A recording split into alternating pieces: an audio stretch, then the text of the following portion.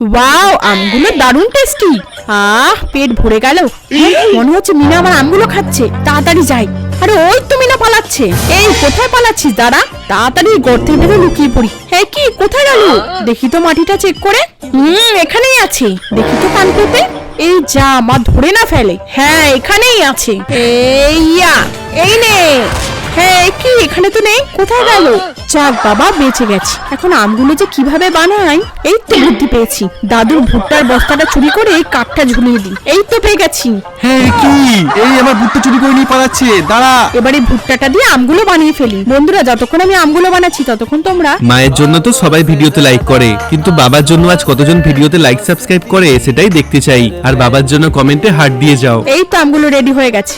মা, তুমি এসে গেছো? হ্যাঁ, আমার আম। এই যা, মা বুঝতে না পেরে যায়। হ্যাঁ, এই আম থেকে ভুট্টার গন্ধ আসছে কেন? এই যা, যাক আমার তো ভালোই লাগছে, বেঁচে গেছি।